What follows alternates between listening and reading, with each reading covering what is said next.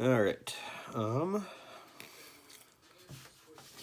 This is gonna be my first attempt at a video of a tutorial on how to tie a swimming mayfly nymph. I start out, this is a number 10 hook. I usually tie them on 12s or 14s.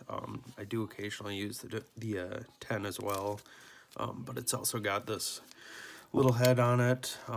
This is the brand. Not sure how well that's showing on the phone, but I've kind of got it spun around so I can't see the screen here, but I've got a 6/0 thread or 8/0 thread in tan. Just tie that in. And then I will move back here with the thread and begin to tie in a little thread bump at the back, and then add a couple pheasant tail fibers to that. And with this, you don't have to add too much of a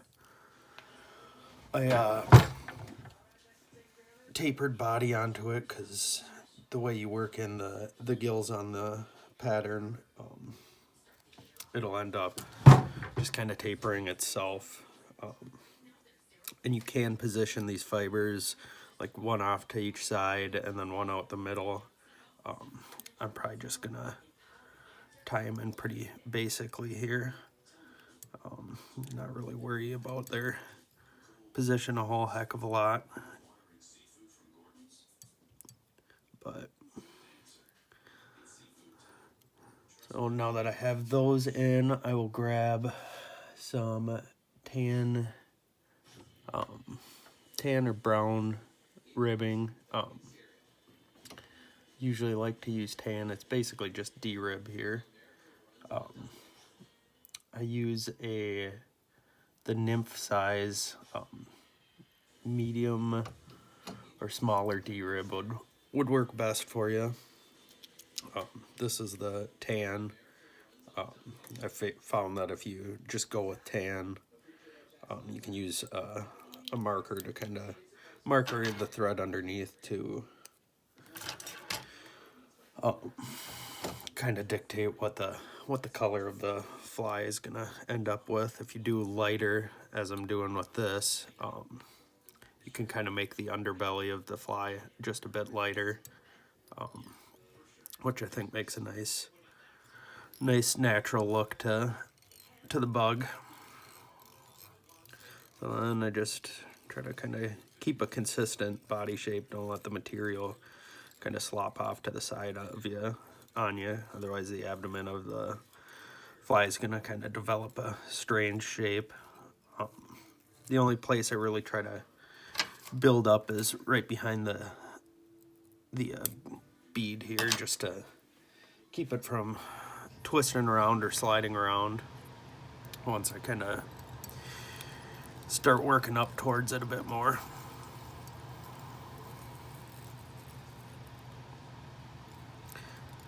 I'll just do one more pass all the way back just to make sure I've got a smooth enough body and then a nice spot to wrap that D-rib from, so that I'm not pinching those tail fibers when I start wrapping. Fairly simple pattern to tie. The only tricky part is once you get towards working in the gills, it can be a little bit of a pain. You want to make sure that you have enough space on that thorax part of the fly. So now I've hit the part where I begin to tie in the gills. Once I can find my material here, you can use a bunch of different materials. I've used ostrich herl, I've used poly yarn. I like Antron the best just because, I don't know, I think the Antron yarn kind of has the perfect amount of fluidity in the water, enough movement that looks most like gills, but it still splays itself out. And you just kind of eyeball the amount of material you'll need. The more you tie of these, the more you'll kind of get used to how much you're gonna need.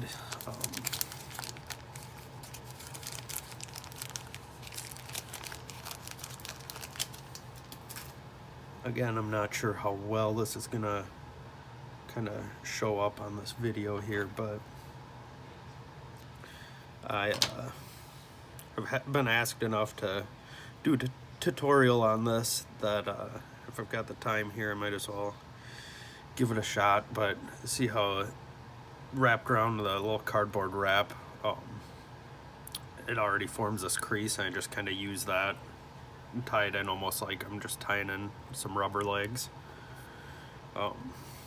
And just make sure you get it pinched in pretty good, because this stuff is a little slippery on you. But I basically form that X with it, and then what I'll do is, oh no, let's make sure that's back.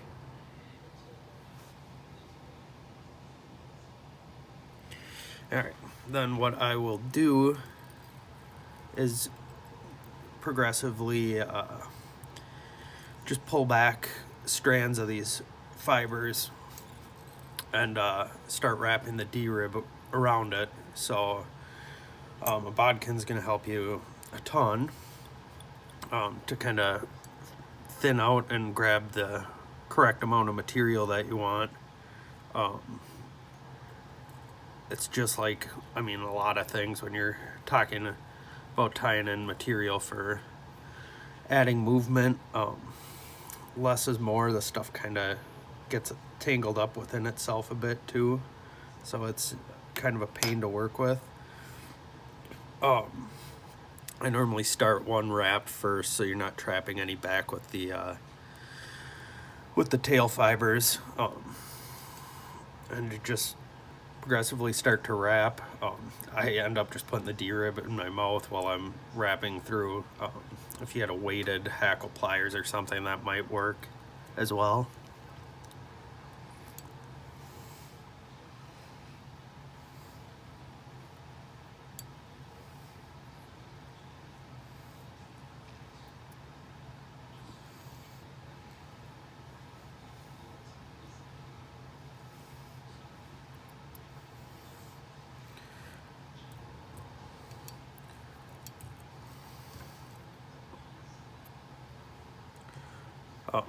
And I mean, like any pattern, the more you start tying them, the quicker they start happening.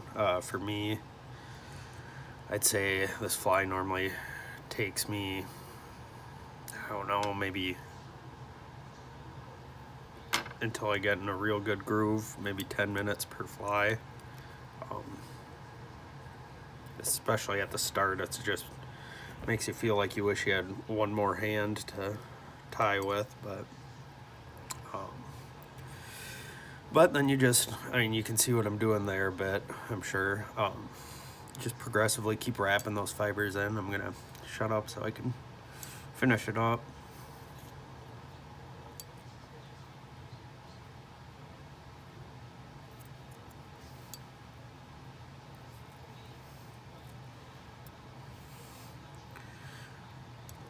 One thing that also helps is when you're pulling them back and just about to wrap them in, I mean, it's another thing, I'm not sure if you can see it on the phone video, but I normally try to twist them just so I'm not catching any fibers and kind of pulling the antron fibers with the D-rib when I wrap it in.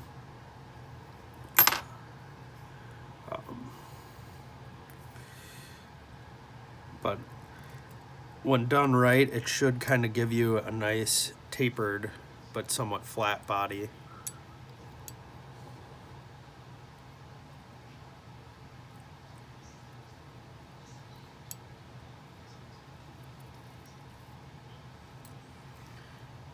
That one's a little thick, but it'll work.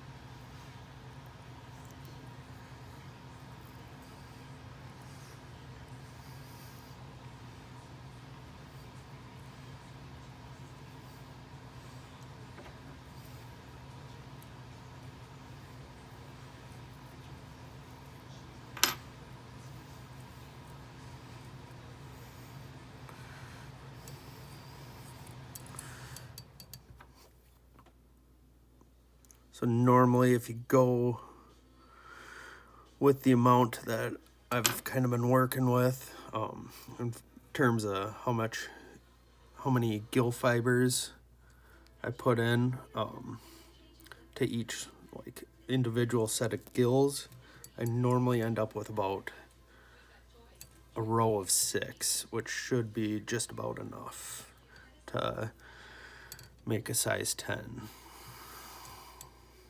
And then something else to do, I go a couple wraps past once I've kind of used up all my gill fiber.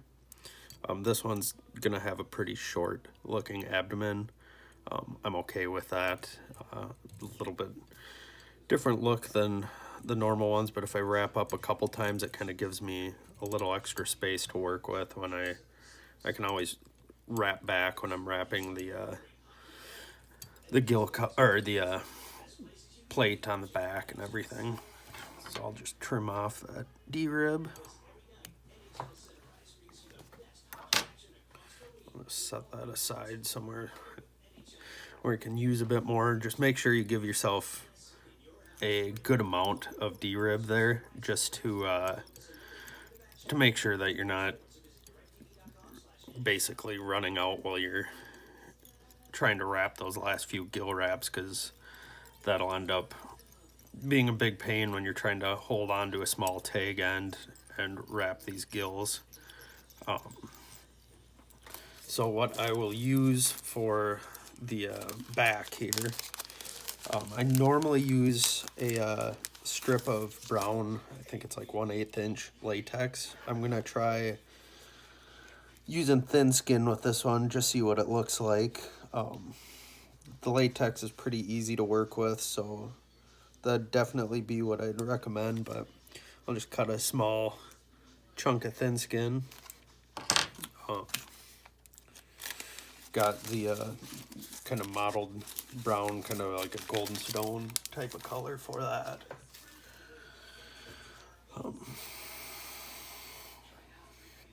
Should add a nice pattern to the back here.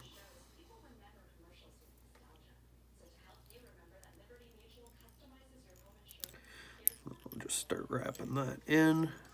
I'll work my way back and kind of go over some of that D-rib and get a little bit back towards where those gills start. Might have a little space, but I'm totally fine with that. I mean, this is a fly pattern that you can either use as basically just a general swimming nymph. I've tied it a lot bigger. I've tied it in like size 6 for the hex nymphs that we get here, that are definitely much bigger than these size 10 hooks. But what I'm doing now is, like I said earlier, just building up the thread around the head here so that doesn't start spinning around on me. Just keep it locked in position well. Definitely getting a little sloppy in terms of evenness, but I'll be covering a lot of this with dubs, so that shouldn't be a problem. What I'll do now is you can either wait until after you have the legs tied in, or you can jump right on it and get it done now. If I were leaving the color like this, I guess, I think I'm actually gonna wait until the end, but you could trim the gills now. I'm actually gonna wait, now that I thought about it. Leave the gills long. I'll trim that after the legs. For the dub on this one, I think I'm gonna use just some gray squirrel that I have, that I collected. You can use brown, tan, just any kind of natural color that you normally use for a nymph. And then any sort of brown legs work. This one I'm going with silly legs. Other than that, I use the round legs in a smaller size pretty often. I don't think leg movement is super important on this pattern, but I've used I've used soft hackle before, like Brahma hen. I've used pheasant fibers. I've tried out moose mane before. It's just another thing that you can interchange on this pattern pretty easily. Kind of design it to exactly how you want it, the waters you fish. I mean, if I'm fishing a lot of still water, maybe I'll leave the legs a little bit longer. But since these swimming nymphs normally have their legs pretty tucked in, I don't think it matters a whole heck of a lot how much leg movement you're getting. But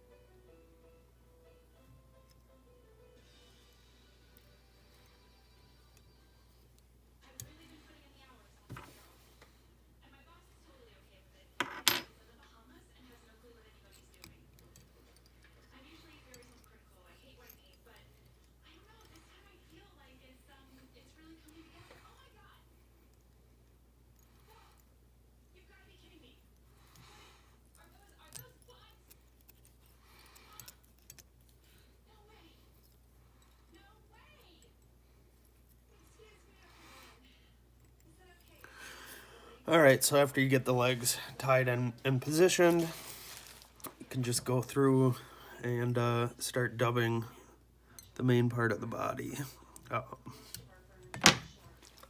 After you get it all dubbed in, I normally try not to make the dubbing too crazy brushy looking. I normally try to keep a pretty tight dubbing noodle.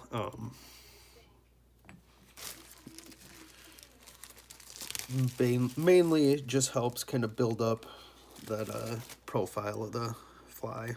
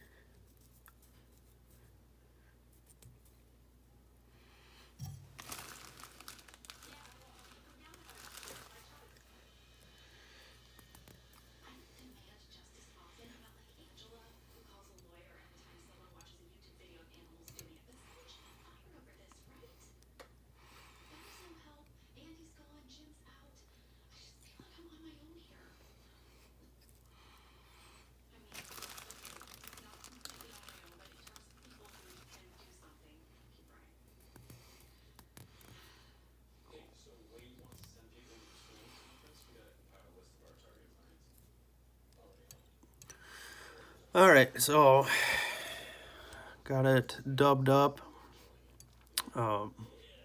Just be mindful when you're dubbing it that you're not kind of distorting how the legs are gonna lie.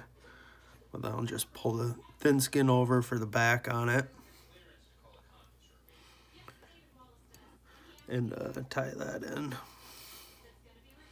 Didn't really give myself a whole lot to work with here, so I have to be a little careful.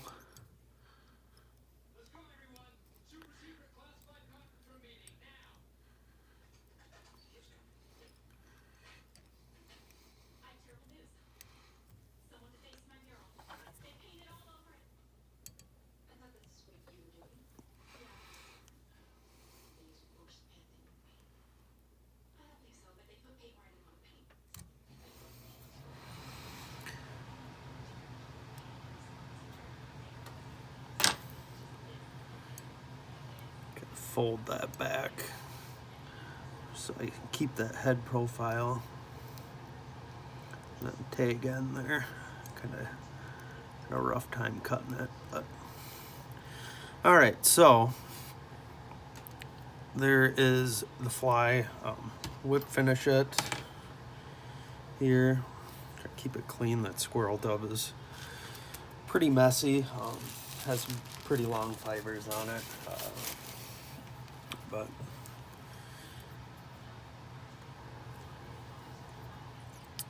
I will give that a quick whip finish.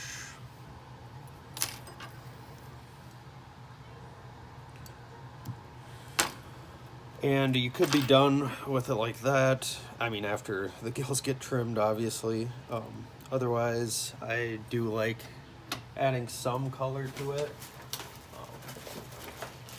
So it doesn't look super plain. I think it's mostly adding color for myself. I don't think the fish really care a whole lot, but I'll take and I'll darken the eyes. I'll use black marker for that on the bead head there. And then I run a dark umber marker down the back to give it that color like I had mentioned before, where the top end is darker of the fly and the bottom keeps the light underside color. I just try not to get too much of the gill fibers there, which I did do on this one, but it's not a big deal.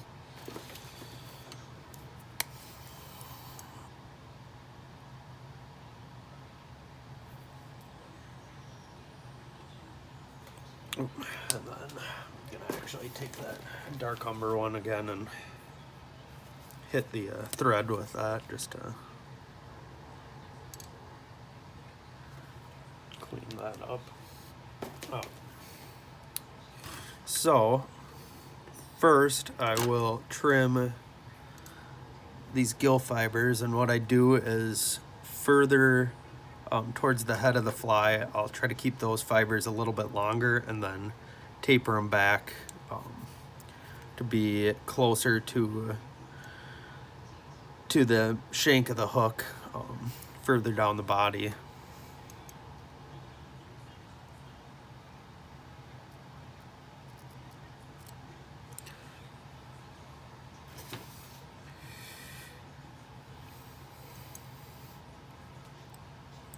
See if you can see that a little bit better. Just make sure you don't cut your legs off. So there you can kind of see the gill profile. Then cut your legs to their desired length. As you can see, you probably got mine a little messy here. It might be a little crisscrossed, but I don't think that should matter a whole lot. Haven't tied this pattern in probably a year, just because once I started tying it, I got obsessed with it and couldn't stop.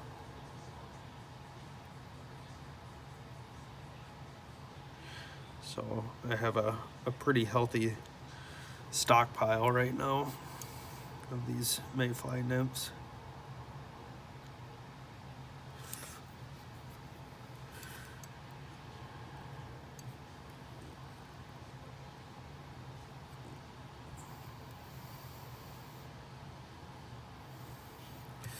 Alright, so the legs are a little messy on that.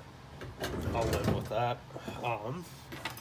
So then you can either use like a hard head material on the back to kind of solidify the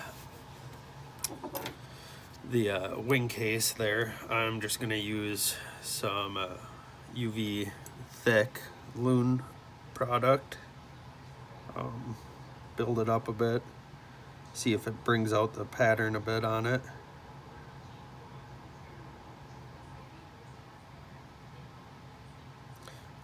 Pattern of the thin skin, that is.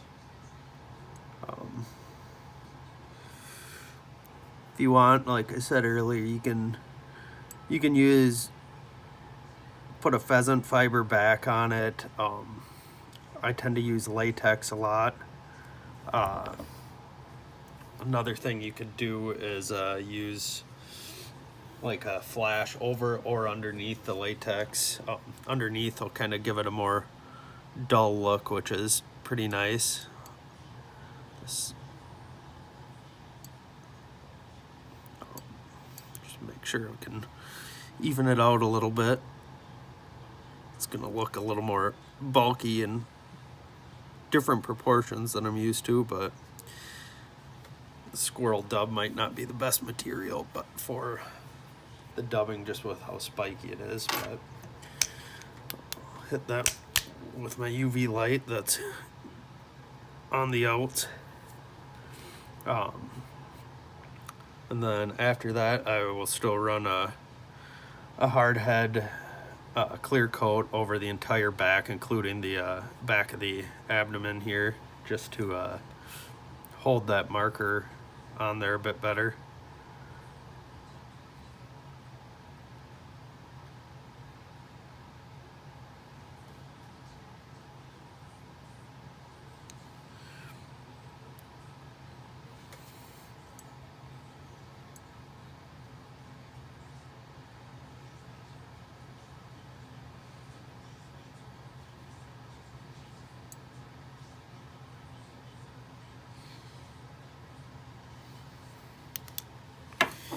All right.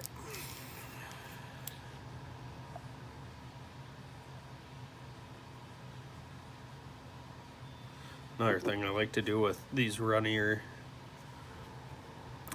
coats is apply it upside down, so I'm not getting a big drop of product right on the bottom there, and then for the bigger part I can do the entire back with it.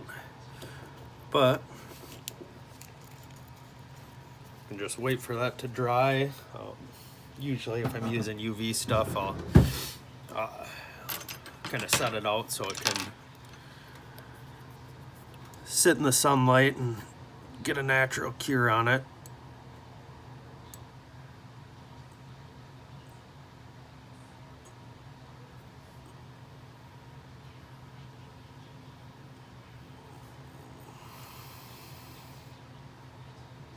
But there you go.